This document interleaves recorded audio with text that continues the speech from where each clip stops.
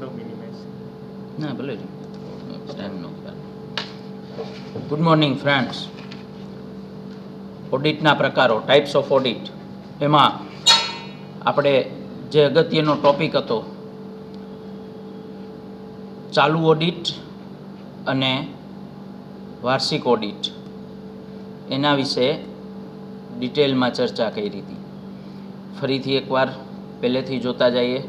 ઓડિટના પ્રકારો, એમાં મુખ્ય 3 પ્રકાર પડે છે: સંસ્થાકીય એકમના દૃષ્ટિકોણથી, ઓડિટ કાર્યના દૃષ્ટિકોણથી અને હેતુના દૃષ્ટિકોણથી. હવે જે પહેલો પ્રકાર છે સંસ્થાકીય એકમના દૃષ્ટિકોણથી, એમાં 2 મુખ્ય પ્રકાર: ખાનગી ઓડિટ અને કાયદાનુસાર ઓડિટ, એટલે કે કાયદા દ્વારા જેનું ઓડિટ ફરજિયાત છે. તો ખાનગી ઓડિટમાં જે ફરજિયાત નથી એવું ઓડિટ, તો એમાં એકાકી વેપારી, ભાગીદારી પેઢી અને ખાનગી સંસ્થાનું ઓડિટ, જેના માટે ઓડિટ કરાવવું ફરજિયાત નથી.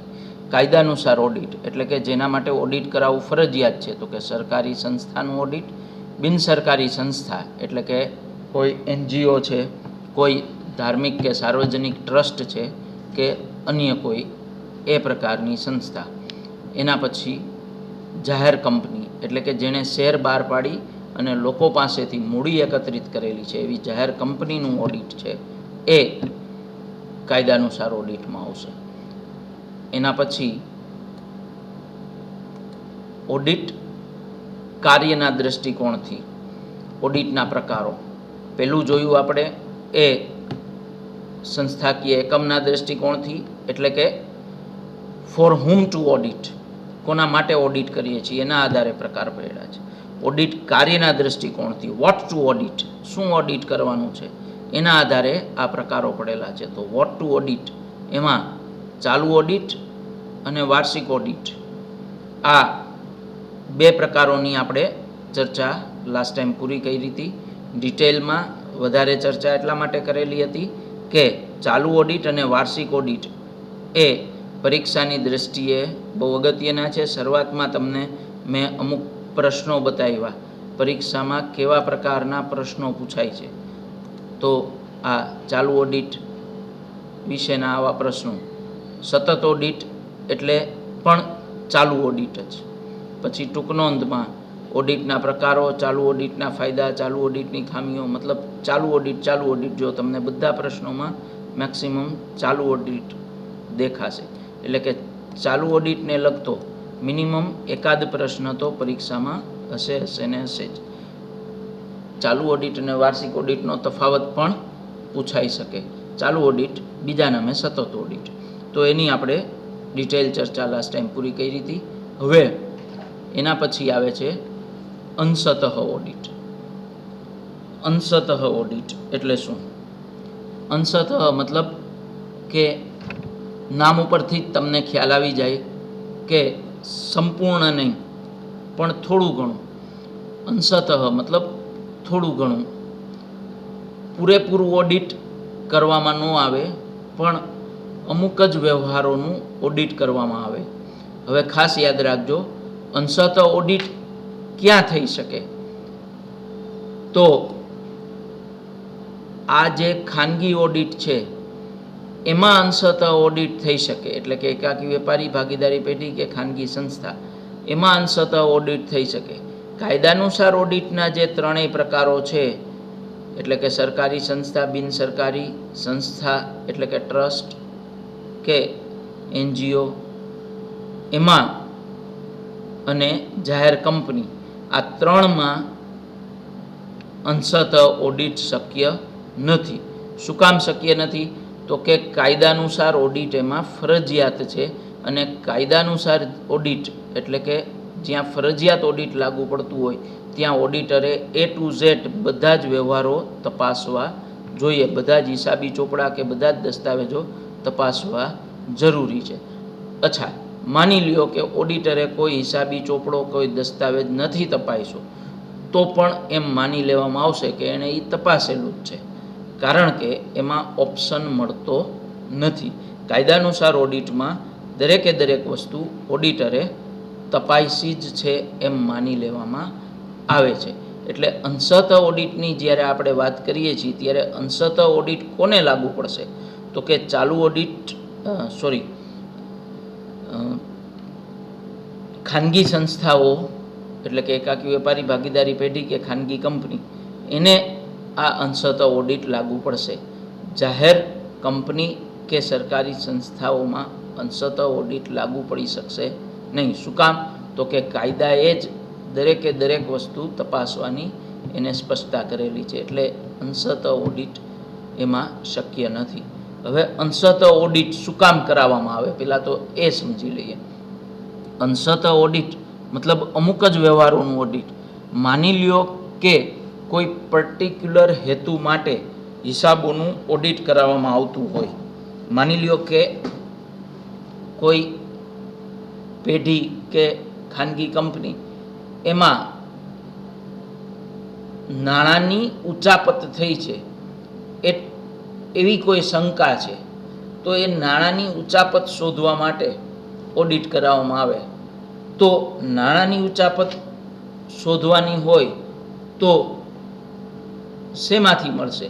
તો કે રોકડની આવક જાવક એટલે કે નાણાંની જે હેરફેર થઈ છે, ઉઘરાણીના પૈસા આવ્યા હોય, સામે પેમેન્ટ ચૂકવાના હોય. હવે જે કાંઈ પણ વ્યવહાર રોકડનો થયો હોય આ રીતનો, ચેકના વ્યવહારો છે એ તપાસવાની જરૂર પડશે નહીં. શું કામ? તો કે રોકડની ઉચાપત થઈ છે એટલે ચેક દ્વારા કોઈને પૈસા ચૂકવા છે, ચેકથી પૈસા આવ્યા છે, તો એ વ્યવહારો તપાસવાની જરૂર પડશે નહીં. એટલે અંશતઃ ઓડિટની અંદર ફક્ત અને ફક્ત જે વ્યવહારો રોકડ સાથે સંકળાયેલા છે એ વ્યવહારોના હિસાબો તપાસવા જરૂરી બનશે. હવે એમાં પણ માની લ્યો કે બેંકમાંથી રોકડ ઉપાડેલી છે, તો એવા વ્યવહારો તપાસવા પડશે કે જ્યાં બેંકમાંથી રોકડા નાણાં કાઢવામાં આવ્યા છે. હવે બેંકમાંથી રોકડા કાઢ્યા હોય અને પેઢીમાં જમા ઓછા કરવામાં આવ્યા હોય તો આવી રીતે રોકડની ઉચાપત થઈ શકે. તો જે પ્રકારના વ્યવહારની તપાસ કરવાની છે એટલું જ માત્ર સીમિત બાબતો તપાસવામાં આવે તો એને અંશતઃ ઓડિટ કહી શકાય. જો સમગ્ર વ્યવહારો બધા જ વ્યવહારો તપાસવામાં આવે તો એને અંશતઃ ઓડિટ કહેવામાં આવશે નહીં. માત્ર જે પ્રકારની જરૂરિયાત છે એટલે કે જે પ્રકારનું તમારે રિઝલ્ટ જોઈએ છે એ રિઝલ્ટ ઓરિએન્ટેડ અમુક જ હિસાબી વ્યવહારો તપાસવામાં આવે, અમુક જ હિસાબી દસ્તાવેજો તપાસવામાં આવે, અમુક જ જે વાઉચર્સ છે કે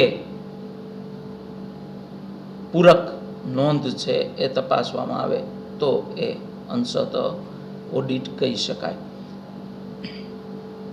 માની લ્યો કે સ્ટોકમાં કોઈ ગોલમાલ અથવા તો સ્ટોકમાં કાંઈ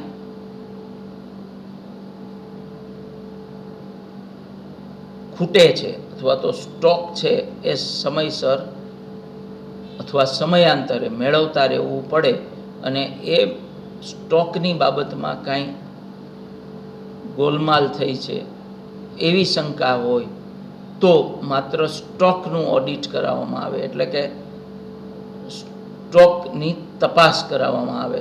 તો એના માટે માલ આવક કેટલી થઈ છે, માલની જાવક કેટલી થઈ છે અને સ્ટોક કેટલો છે એ સ્ટોક પત્રક સાથે મેળવતા રહેવું પડે. એ મેળવીએ તો જ ખ્યાલ આવે કે સ્ટોકમાં કાંઈ ઉચાપત, ગોલમાલ કે સ્ટોકની બાબતમાં કાંઈ વધારો ઘટાડો છે કે નહીં. તો અંશતઃ ઓડિટ છે એ ચોક્કસ પ્રકારનું જ્યારે જાણકારી મેળવવી હોય અથવા તો ચોક્કસ પ્રકારની માહિતી મેળવવા માટે હિસાબી સંદર્ભમાં ચોક્કસ માહિતી મેળવવા માટે અંશતઃ ઓડિટ કરાવવામાં આવતું હોય છે. આમાં સમગ્ર વ્યવહારોનું ઓડિટ કરવાનું નથી, એટલા માટે અંશતઃ ઓડિટ શરૂ કરતા પહેલાં ઓડિટરે ઓડિટ કરાવવા પાછળનો હેતુ ખાસ જાણી અને સમજી લેવો જોઈએ. કયા હેતુથી ઓડિટ કરાવવામાં આવે છે અને કયા પ્રકારના વ્યવહારોનું ઓડિટ કરવું જરૂરી બનશે, આ બાબતની સ્પષ્ટતા બંને પક્ષે થઈ જાય એ બહુ જરૂરી છે. ઓડિટર સ્પષ્ટ કરી આપે કે આ હેતુથી ઓડિટ કરવાનું છે અને આટલા હિસાબી વ્યવહારોનું ઓડિટ કરવામાં આવશે, આવું એ લેખિતમાં સ્પષ્ટ સમજૂતીથી મેળવી લે, જેથી કરીને પછી તપાસ કર્યા પછી કાંઈ જ ગોલમાલ ઉચાપત આવું ન જાણવા મળે ત્યારે ઓડિટરે બરોબર ઓડિટ કર્યું નથી એવી સામેવાળાને શંકા ન જાય. એટલા માટે અંશતઃ ઓડિટમાં બંને પક્ષકારની સમજૂતીથી કઈ કઈ બાબતોનું ઓડિટ કરવામાં આવશે એની ઓડિટરે લેખિતમાં સ્પષ્ટ જાણકારી મેળવી લેવી જોઈએ. હવે એના પછીનો જે મુદ્દો છે એ છે વચગાળાનું ઓડિટ. તો મિત્રો, વચગાળાનું ઓડિટ ક્યારે કરાવવામાં આવશે? વર્ષ પૂરું નથી થયું પણ અધવચ્ચે હિસાબોનું ઓડિટ કરાવવામાં આવે તો વચગાળાનું ઓડિટ એટલે શું, પહેલાં તો આપણે એ સમજી લઈએ. વર્ષના વચ્ચેના સમયે, એટલે કે વર્ષ પૂરું થવાને હજી વાર છે ત્યાર પહેલાં સામાન્ય રીતે અડધા વર્ષના અંતરે, એટલે કે 6 મહિના પછી વચ્ચે હિસાબોનું ઓડિટ કરાવવામાં આવે તો એ વચગાળાનું ઓડિટ કહી શકાય. હવે તમને એમ પ્રશ્ન થાય કે વર્ષ પૂરું નથી થયું તો વચ્ચે હિસાબોનું ઓડિટ શું કામ કરવાનું?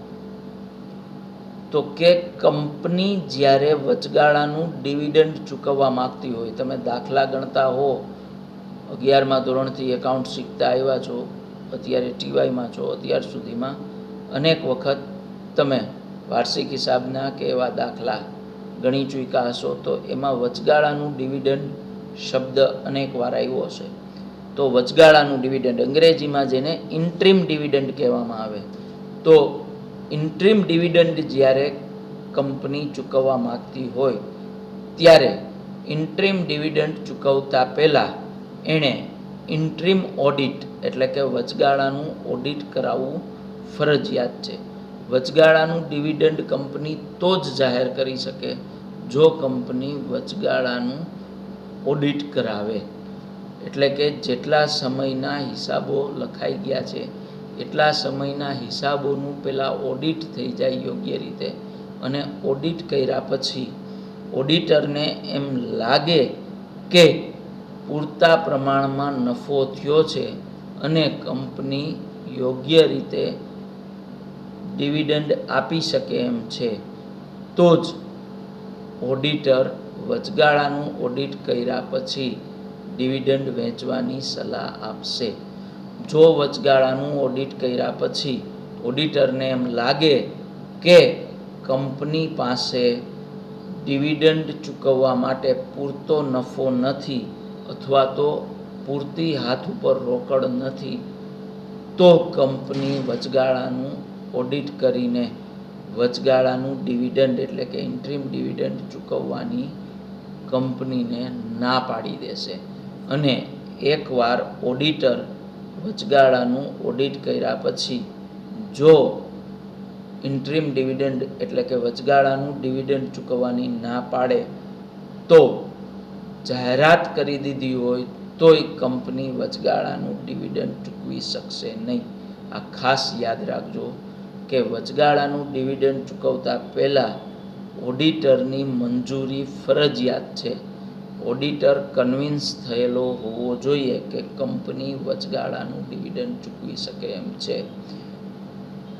ઓડિટરનો રોલ આમાં ઇમ્પોર્ટન્ટ એટલા માટે છે કે સંચાલકો બધા જ જરૂરી નથી કે પીડી માલવિયા કોલેજના વિદ્યાર્થી હોય અને પીડીએમ કોલેજમાં ભણી અને યોગ્ય રીતે એણે હિસાબી જ્ઞાન મેળવેલું હોય એવું જરૂરી નથી. તો ઉત્સાહમાં આવી અને નવી નવી કંપનીઓ હોય, નવા નવા સંચાલકો હોય, ઉત્સાહમાં આવી અને ખોટી રીતે ડિવિડન્ડ જાહેર કરવાનું નક્કી કરી નાખે. ડિવિડન્ડ જાહેર કર્યા પછી કંપની આર્થિક રીતે મુશ્કેલીમાં મુકાઈ જાય. કારણ કે ઓડિટરે કઈ બાબત ધ્યાનમાં રાખવાની છે? તો કે બે બાબત સાયમલ્ટેનિયસલી, એટલે કે એક સાથે યોગ્ય પોઝિટિવ રિઝલ્ટ બતાવતી હોય તો જ કંપની વચગાળાનું ડિવિડન્ડ ચૂકવી શકે. કઈ બે બાબતો? તો કે એક તો ચોપડે પૂરતો નફો હોવો જોઈએ અને બીજું તો કે હાથ ઉપર રોકડ હોવી જોઈએ. ઘણી વખત એવું બને કે વેચાણ થઈ ગયું છે, નફો થઈ ગયો છે, પણ પૈસા હજી ઉઘરાણીમાં ફસાયેલા છે, પૈસા હજી આપણા સુધી પહોંચ્યા નથી. તો પૈસા આવ્યા નથી નફાના અને આપણે નફો ડિવિડન્ડ તરીકે વેચવા જઈએ તો પરિસ્થિતિ શું થાય કે કંપની નાણાં ભીડ અનુભવે, રોકડની અછત ઊભી થાય કંપનીમાં. રોજબરોજના વ્યવહારો, ટ્રાન્ઝેક્શન ચલાવવા માટે જે મિનિમમ રોકડની જરૂરિયાત રહે એટલી રોકડ તો કંપનીએ હાથ ઉપર રાખવી જ પડે.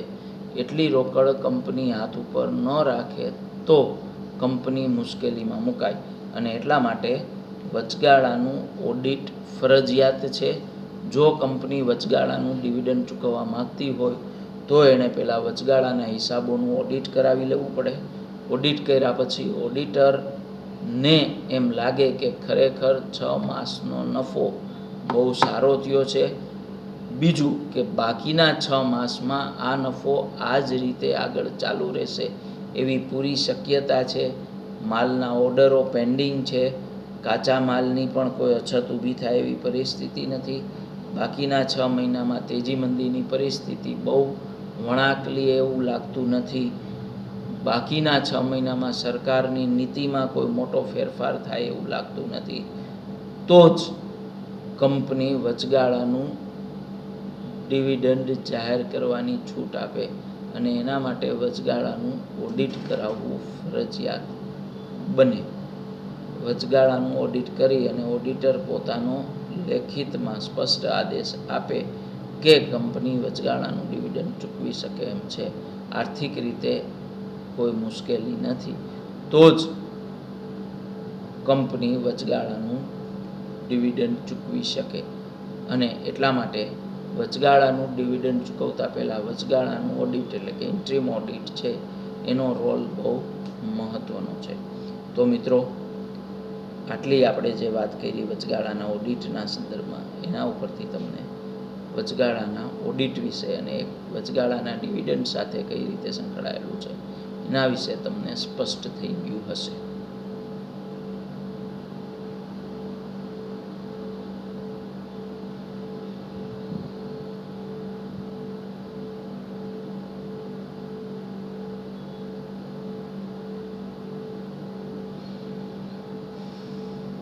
યસ.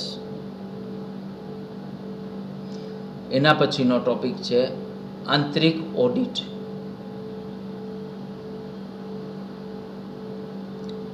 Internal audit.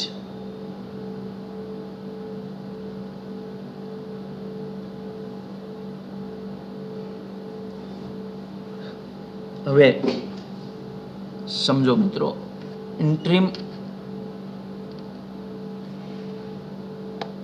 ડિવિડન્ડ અને ઇન્ટ્રીમ ઓડિટ વિશે આપણે પહેલાં વાત કરી. એના પછી ઇન્ટરનલ ઓડિટ,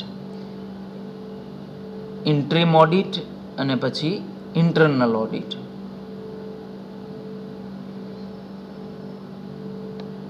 તો ઇન્ટરનલ ઓડિટ એટલે શું? જ્યારે કંપની એકથી વધારે એકાઉન્ટન્ટ દ્વારા હિસાબો લખાવતી હોય, હિસાબી વ્યવહારોનું પ્રમાણ ખૂબ મોટું હોય, ટ્રાન્ઝેક્શન ઘણા બધા રોજબરોજ થતા હોય, કંપનીનું ટર્નઓવર બહુ મોટું હોય, ત્યારે કંપની આંતરિક ઓડિટનો આશરો લે. આંતરિક ઓડિટ માટે કોઈ એક ફૂલ ટાઈમ ઓડિટરને એપોઇન્ટ પણ કરી શકે, અથવા જ્યારે જરૂર પડે ત્યારે ઓન કોલ બોલાવીને પણ આંતરિક ઓડિટર નિમી શકાય. ત્રીજો ઓપ્શન છે આંતરિક ઓડિટ માટેનો કે એકથી વધારે એકાઉન્ટન્ટ જ્યારે હિસાબો તૈયાર કરતા હોય ત્યારે એક એકાઉન્ટન્ટ દ્વારા લખાયેલા હિસાબોનું બીજા એકાઉન્ટન્ટ દ્વારા ઓડિટ કરવામાં આવે તો એને પણ આંતરિક ઓડિટ કહેવાય. ABCD 4 એકાઉન્ટન્ટ કંપનીમાં કામ કરે છે. ઘણા બધા વ્યવહારો છે, તો અમુક વ્યવહારો અમુક એકાઉન્ટન્ટ છે એને લખવાના હોય, નોંધ રાખવાની હોય. તો A, B, C અને D 4 એકાઉન્ટન્ટ છે, તો એ વ્યક્તિએ જે હિસાબો લખ્યા છે એનું ઓડિટ અમુક સમય પછી, એટલે કે એક નિશ્ચિત સમયના અંતરે નક્કી કરેલું હોય. માની લ્યો કે દર 2 મહિને કે 3 મહિને જેટલા પણ વ્યવહારો લખાયેલા હોય એ વ્યક્તિ દ્વારા જે હિસાબો લખાયેલા છે તો બી વ્યક્તિને એ હિસાબો સોંપી દેવામાં આવે અને બી વ્યક્તિ એનું ઓડિટ કરે. બી વ્યક્તિએ જે હિસાબો લખેલા છે એ સી વ્યક્તિને સોંપી દેવામાં આવે અને સી વ્યક્તિ એનું ઓડિટ કરે. સી વ્યક્તિએ જે હિસાબો લખ્યા છે એ ડીને સોંપી દેવામાં આવે અને ડી વ્યક્તિ એનું ઓડિટ કરે અને ડીએ જે હિસાબો લખ્યા છે એનું ઓડિટ કોણ કરશે? એ વ્યક્તિ. તો આવી રીતે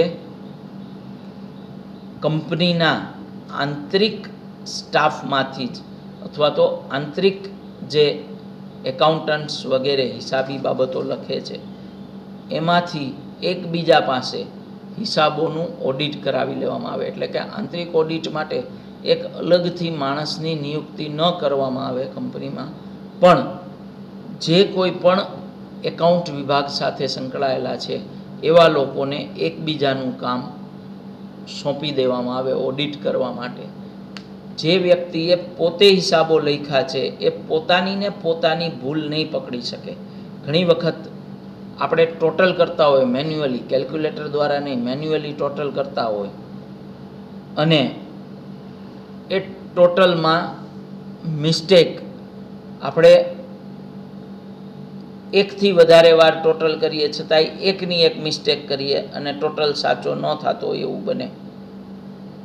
માઇન્ડમાં ટોટલ કરવામાં આવતો હોય 9 ને 7 16, એમાં ઘણીવાર 9 ને 7 15 આવું એમને આપણે 9 ને 7 15 ને 5 20 ને એમ ટોટલ કરી જાય. હવે 9 ને 7 16 થાય એની બદલે 15 મગજમાં આવતું હોય તો એ જેટલી વાર ટોટલ કરીએ એટલી વાર એની ભૂલ રિપીટ થઈ રાખે. એટલે આપણી કરેલી ભૂલ આપણે ફરીથી ચકાસીએ તો કદાચ આપણી ભૂલ આપણે પકડી શકીએ એવા ચાન્સીસ ઓછા રહીએ. જ્યારે બીજી વ્યક્તિ એ હિસાબો ચકાસશે, એ સરવાળા બધા ચેક કરે, તો બીજી વ્યક્તિએ જ્યારે હિસાબો તપાસ્યા હોય કે સરવાળા ચેક કર્યા હોય ત્યારે એ ભૂલ છે એ શોધી લે અથવા તો ભૂલ છે એ પકડી લે એવા ચાન્સીસ વધારે રહેશે. કોઈ પણ ભૂલ રહી ગઈ હોય તો બીજી વ્યક્તિ જ્યારે ચેક કરે ત્યારે એના દ્વારા એ ભૂલ સુધારી લેવામાં આવે. એટલે આંતરિક ઓડિટમાં કાં તો એક આંતરિક ઓડિટર નીમવામાં આવે અથવા જેટલા પણ એકાઉન્ટન્ટ્સ વગેરે એટલે કે એકાઉન્ટ વિભાગ સાથે સંકળાયેલો જે સ્ટાફ છે એ એકબીજાનું જે હિસાબો લખેલા છે એનું ઓડિટ કરી આપે. એટલે આ રીતના આંતરિક ઓડિટ થઈ શકે. મેં પહેલાં જ કીધું આંતરિક ઓડિટનો આશરો કોણ લેશે? તો કે જ્યાં વ્યવહારોનું પ્રમાણ ખૂબ મોટું છે અને એક્સટર્નલ ઓડિટર એટલે કે વર્ષના અંતે કે એમ જ્યારે ઓડિટરને ઓડિટ કરવાનું કહેવામાં આવે ત્યારે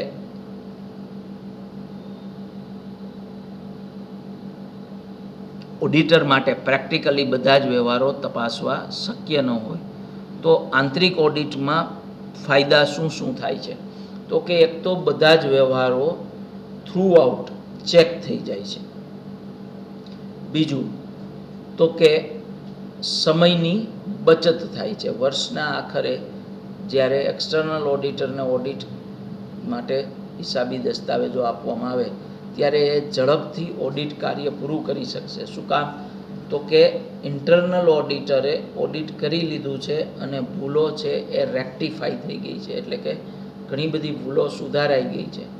તો આંતરિક ઓડિટરનું કામ પણ ઘટી જાય છે, એને હિસાબે સમય પણ બચી જાય છે અને એક્સટર્નલ ઓડિટરનું કામ બચી જાય છે.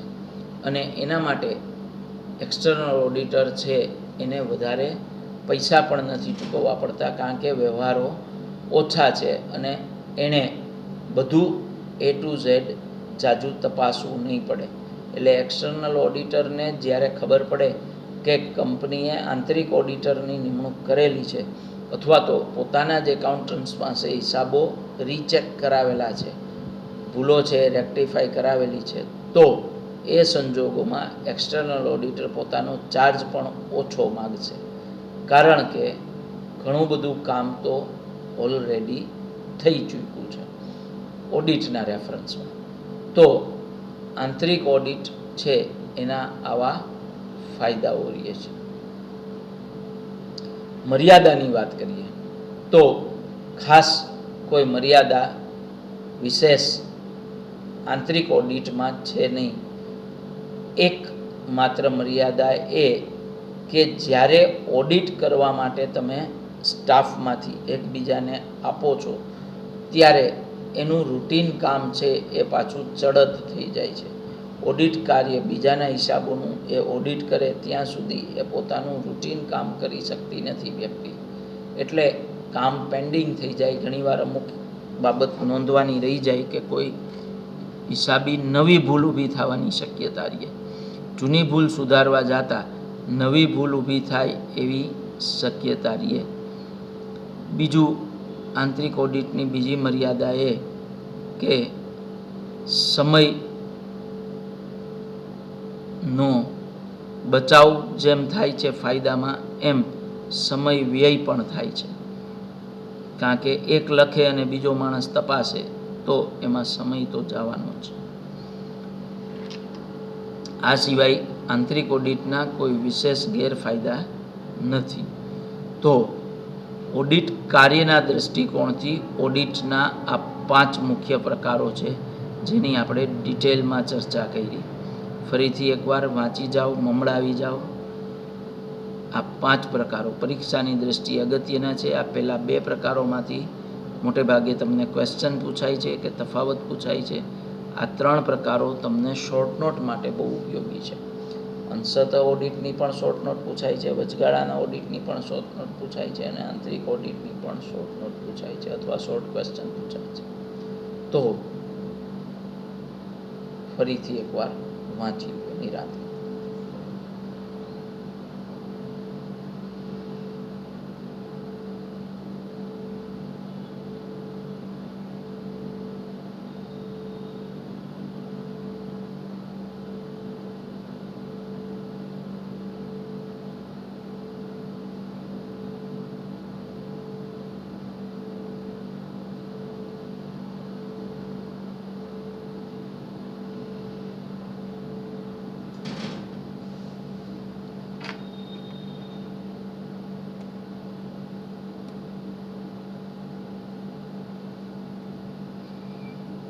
યસ, ઓડિટ કાર્યના દૃષ્ટિકોણથી જે 5 પ્રકારો છે એ તમે વાંચી લીધા હશે અને મેમરાઇઝ કરી લીધું હશે. હવે મુખ્ય પ્રકારમાં છેલ્લો જે પ્રકાર છે હેતુના દૃષ્ટિકોણથી.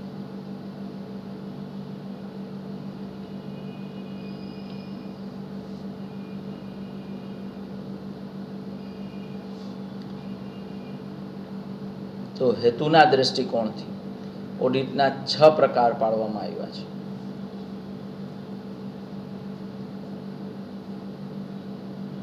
પહેલું હતું આપણું ફોર whom ટુ ઓડિટ, બીજું હતું વોટ ટુ ઓડિટ, ત્રીજું વાય ટુ ઓડિટ, હેતુ શું છે. તો હેતુના દૃષ્ટિકોણથી જે 6 પ્રકારો છે એમાં પહેલું છે સંચાલકીય ઓડિટ. તમને નવાઈ લાગશે કે સંચાલકીય ઓડિટ એટલે શું વળી? તો સંચાલકો જે કાંઈ પણ કામ કરે છે એનું ઓડિટ કરવામાં આવે. સંચાલકો એટલે કે કંપનીના બોર્ડ ઓફ ડિરેક્ટર્સ એ પોતાના વ્યવહારોનું ઓડિટ કરાવડાવે. પોતે જે નિર્ણયો લીધા છે, પોતે જે કાંઈ પણ વિચારસરણી સાથે આગળ વધ્યા છે એ બાબત યોગ્ય છે કે નહીં, અથવા તો એનો કોઈ જુદો વિકલ્પ થઈ શકત કે કેમ, અથવા તો પોતે કાંઈ ભૂલ કરી છે કે નહીં. તો આવી બધી ચકાસણી માટે સંચાલકો પોતાના નિર્ણયોનું ઓડિટ કરાવતા હોય તો એને સંચાલકીય ઓડિટ તરીકે ઓળખવામાં આવે છે. મિત્રો યાદ રાખજો, સંચાલકીય ઓડિટ બે રીતે થઈ શકે, પોસ્ટ અને પ્રી. એટલે કે કોઈ નિર્ણય લેવાઈ ગયો છે અને ત્યારબાદ ઓડિટ કરાવવામાં આવે, કે જે નિર્ણય લીધો તો એ યથાર્થ હતો કે નહીં એ જાણવા માટે ઓડિટ કરવામાં આવે તો એ પોસ્ટ મોર્ટમ, નિર્ણયનું પોસ્ટમોર્ટમ કરવામાં આવે. એટલે કે નિર્ણય સાચો હતો કે નહીં એ તપાસવામાં આવે. જ્યારે બીજી વાત એ પણ છે કે સંચાલકીય ઓડિટ બીજી રીતે એ રીતે પણ થઈ શકે કે નિર્ણય લેવાનું હજી બાકી છે, એટલે કે નિર્ણય લીધો નથી, તો નિર્ણય લેતા પહેલાં એ નિર્ણય લેવો કે નહીં એ બાબતનું ઓડિટ કરાવવામાં આવે તો એ સંચાલકીય ઓડિટ છે. સંચાલકોએ જે કર્યું છે એનું પણ ઓડિટ થઈ શકે છે. જે નિર્ણયો લીધા છે એના હિસાબે કંપનીને કયા નિર્ણયથી કેટલો ફાયદો થયો છે, કયા નિર્ણયથી કેટલું નુકસાન થયું છે, આ બધી બાબતો જ્યારે ચકાસવામાં આવે ત્યારે એને સંચાલકીય ઓડિટ કહેવાય. ઘણી વખત એવું પણ બને કે કોઈ નિર્ણય ટૂંકા ગાળે કંપની માટે ફાયદારૂપ હોય પણ લાંબા ગાળે એ નિર્ણય કંપની માટે ફાયદારૂપ સાબિત ન પણ થતો હોય. એટલે કે લાંબા ગાળે એ નિર્ણય કંપની માટે નુકસાનકારક હોય છતાંય કંપનીએ ટૂંકા ગાળાનો વિચાર કરી અને નિર્ણય લઈ લીધો હોય તો લાંબા ગાળે એ નિર્ણય ખોટો સાબિત થાય. તો સંચાલકીય જે કાંઈ પણ નિર્ણયકરણ છે એને ધ્યાનમાં રાખી અને ઓડિટ કરાવવામાં આવે. સંચાલકો પોતે ક્યાં ભૂલ કરે છે, કઈ બાબત સુધારવાની જરૂર છે, કઈ બાબતમાં સંચાલકોએ રીથિંકિંગ કરવું પડે એમ છે, તો આ બધું જાણવા અને સમજવા માટે સંચાલકો પોતાના નિર્ણયોનું ઓડિટ કરાવે. એટલે કે પોતાની નિર્ણય શક્તિ છે એ યથાર્થ છે કે નહીં એવું ચકાસાવડાવે તો એને સંચાલકીય ઓડિટ તરીકે ઓળખી શકાય. સંચાલકીય ઓડિટના ફાયદામાં વિચારીએ તો પહેલાં તો સંચાલકો આવી માનસિકતા ધરાવે અને પોતાના નિર્ણયોનું ઓડિટ કરાવે એ બહુ સારી અને મહત્ત્વની બાબત કહેવાય. સંચાલકો પોઝિટિવ હોય અને પોઝિટિવલી જ કંપની ચલાવવા માગતા હોય તો જ આવું સ્ટેપ લઈ શકે કે જે પોતાના નિર્ણયો છે એનું ઓડિટ કરાવે છે. તો સંચાલકીય ઓડિટ એટલે સંચાલકો દ્વારા જે નિર્ણયકરણ કરવામાં આવ્યું હોય એનું ઓડિટ કરવામાં આવે. બીજો પ્રકાર છે ઔચિત્ય ઓડિટ. ત્રીજો છે કાર્યક્ષમતા ઓડિટ. ઔચિત્ય ઓડિટ એ ફરીથી સંચાલકો સાથે સંલગ્ન છે, એની વાત આપણે નેક્સ્ટ ટાઈમ કરશું. કાર્યક્ષમતા ઓડિટ છે એ કર્મચારી સાથે સંબંધિત છે. પડતર ઓડિટ છે વસ્તુની પડતર સાથે સંબંધિત છે. ખાસ ઓડિટ એ ચોક્કસ કોઈ કારણને અનુલક્ષીને કરવામાં આવતું હોય તો એ ખાસ ઓડિટ છે. અને સામાજિક ઓડિટ એટલે કે સોશિયલ ઓડિટ, તો એમાં જે કોઈ પણ સામાજિક ઉત્તરદાયિત્વ કંપનીએ નિભાવ્યું હોય તો એના બાબતમાં સામાજિક ઓડિટ લાગુ પડી શકે. તો આટલી બાબત પછી હવે આપણે અહીંયા આજની આપણી આ વાત પૂરી કરશું. નેક્સ્ટ ટાઈમ આ બાકીના 5 પ્રકારો જે છે ઔચિત્ય ઓડિટ, કાર્યક્ષમતા ઓડિટ, પડતર ઓડિટ, ખાસ ઓડિટ અને સામાજિક ઓડિટ, આટલા પ્રકારોની ચર્ચા આપણે નેક્સ્ટ ટાઈમ કરશું. Okay friends, thank you for today. Have a good day.